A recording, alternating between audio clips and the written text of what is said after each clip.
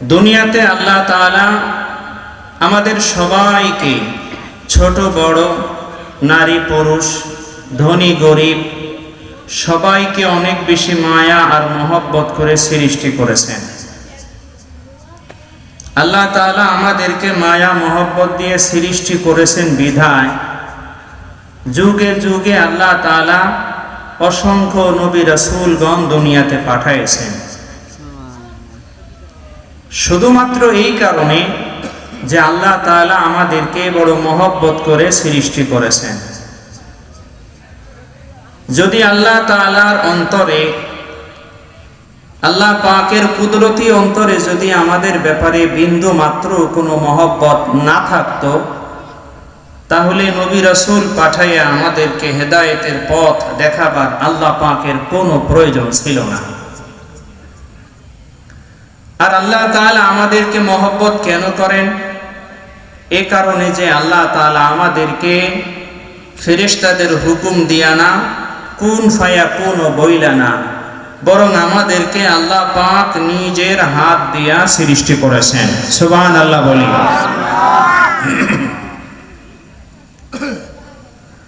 সমাজে আমরা জানি আমাদের ঘরের ছোট বাচ্চারা ওরা নিজেরা কাপড় দিয়া, তুলা দিয়া, সুতা দিয়া সেলাই করে ছোট ছোট পুতুল বানায়। আবার আমরা কিছু পুতুল অনেকে আছি বাজার থেকে কিনেও বাচ্চাদেরকে দেই, কিন্তু দেখা যায় বাজারের কেনা পুতুলের প্রতি অতটা মায়া আর মহব্বত নাই যতটা মায়া মহব্বত নিজের বানানো কাপড় দিয়া, তুলা দিয়া, সুতা দিয়া নিজের বানানো পুতুলের প্রতি যেই পরিমাণ বাচ্চাদের মায়া থাকে। রব্বে কায়নাতের অবস্থাটাও ঠিক সেই রকম। আসমানকে আল্লাহ তাআলা নিজে হাত দিয়ে বানান নাই, আসমানকে আল্লাহ তাআলা কুন ফায়াকুন বলে দুনিয়াতে বানাইছেন। জমিনকে আল্লাহ তাআলা নিজের হাত দিয়ে জমিন বানান নাই, জমিনকে রব্বে কায়নাত কুন ফায়াকুনের হুকুম দিয়ে বানাইছেন।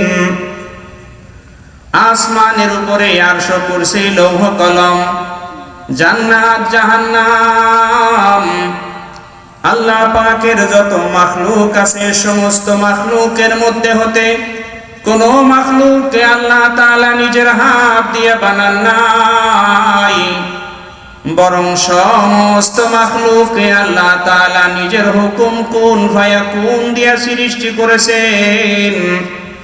সমস্ত কুল কায়নাতের মধ্যে একমাত্র আমরা মানুষ, যার ব্যাপারে আল্লাহ তাআলা বলেন, মানুষ তোমাদেরকে আমি কুন ফায়াকুন বলে জমিনে সৃষ্টি করি নাই, বরং আল্লাহ তাআলা বলেন, খালাকতু বিয়াদাইয়া, আমি তোমাদেরকে নিজের কুদরতি হাত দিয়া তোমাদেরকে দুনিয়ায় সৃষ্টি করেছি। এজন্য রব্বে কায়নাতে আমাদের প্রতি একটা আলাদা মায়া আছে, মহব্বত আর ভালোবাসা আছে। এই জন্য নবী পাঠিয়েছেন, যাতে করে দুনিয়াতে একটা মানুষ আল্লাহ থেকে দূরে সরে না যায়, যেন দুনিয়াতে একটা মানুষ আল্লাহকে ভুলে না যায়, দুনিয়াতে একটা মানুষ যেন আল্লাহ থেকে পর না হয়ে যায়। সবাই যেন নিজের বুদ্ধিতে যদি নাও হয়, অন্তত নবী পয়গম্বরের কথা শুনেও যেন তারা সবাই দুনিয়াতে আল্লাহমুখী হয়ে যায়। এজন্য নবী পাঠান। সকল যুগে নবী থাকবে এমনটা সম্ভব নয়। আমাদের পেয়ারা রাসূল মুহাম্মাদুর রাসূলুল্লাহ সাল্লাল্লাহু আলাইহি ওয়াসাল্লাম 1400 বছর আগে দুনিয়া থেকে বিদায় নিয়ে রব্বে কায়নাতের কাছে পাড়ি জমিয়েছেন। আর কোন নবী আসবে না। বাকি নবীজি যাওয়ার আগে উম্মতকে সুসংবাদ দিয়ে গেছেন, খোঁজ খবর দিয়ে গেছেন, উম্মত তোমরা নিরাশ হয়ে যাও না, তোমরা মনোবল হারায়ো না, তোমাদেরকে পাহারাদারি করার জন্য দুনিয়াতে আমার পরে আল্লাহ তাআলা নবীদের কাজ করার জন্য আলেম ওলামাদেরকে জমিনে রাখবেন, নবীদের কাজ করার জন্য।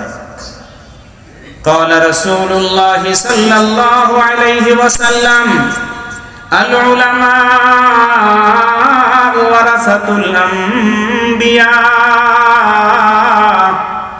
নবীজি বলেন, শোনো উম্মত আমার, তোমরা মনোবল হারায়ো না, ভেঙে পড়ার কোনো দরকার নাই।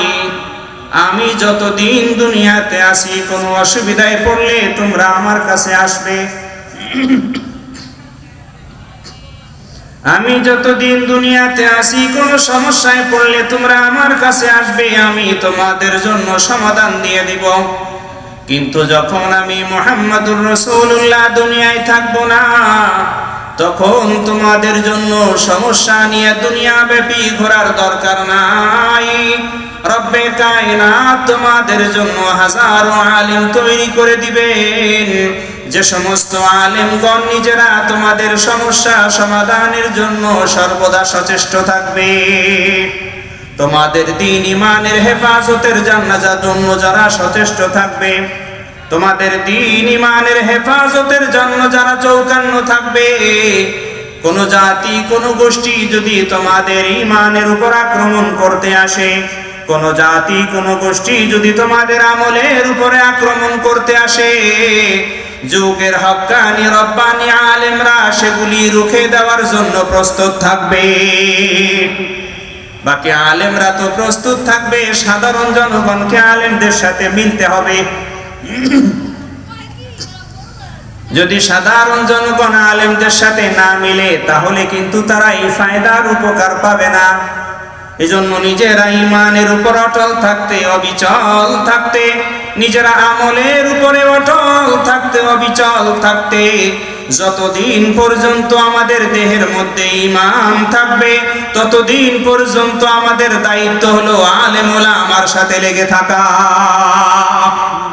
এটা আমাদের দায়িত্ব। শুরুতেই বলছিলাম, রব্বে কায়নাত আমাদেরকে বড় মহব্বত করে সৃষ্টি করেছেন, আমরা যেন বিপদগামী না হয়ে যাই, আমরা যেন পথ না হারাই। এই জন্য আল্লাহ তাআলা যুগে যুগে নবী রাসূলগণ আমাদের জন্য পাঠিয়েছেন, যুগে যুগে পাঠিয়েছেন। শুধুই মাত্র আল্লাহ তাআলা নিজে যুগে যুগে নবী রাসূলগণ পাঠায়া ক্ষান্ত হন নাই। রব্বুল আলামিন যেন ডাক দিয়া বলেন, বান্দারা, শুধুই মাত্র নবী রাসূলগণ পাঠায়া ক্ষান্ত হই নাই, তোমাদের দ্বীনি সহযোগিতার জন্য। তোমরা যদি আমার আপন হয়ে কাজ করতে পারো, তোমাদের সহযোগিতার জন্য জিবরাইল ফেরেশতা বানায় রাখছি, তোমাদের সহযোগিতার জন্য মিকাইল ফেরেশতা বানায় রাখছি, তোমাদের সহযোগিতার জন্য ইসরাফিল ফেরেশতা বানায় রাখছি, তোমাদের সহযোগিতার জন্য হাজারো কোটি ফেরেশতা বানায় রাখছি। যদি তোমরা আল্লাহমুখী জীবন যাপনে কখনো বাধাগ্রস্ত হও, প্রয়োজনে তোমাদের সহযোগিতার জন্য আসমান থেকে ফেরেশতা পাঠাইতেও আমি আল্লাহ দ্বিধাবোধ করব না। দরকার হলো আমাদের আল্লাহমুখী জীবন গড়া। যদি আল্লাহমুখী জীবন গড়তে যাই আটকে যাই, আল্লাহ তাআলা প্রয়োজনে ফেরেশতা পাঠাবেন। শুধুই মাত্র ফেরেশতা পাঠাবেন এমনটা না, এ দুনিয়া সাক্ষী, আসমান সাক্ষী, জমিন সাক্ষী।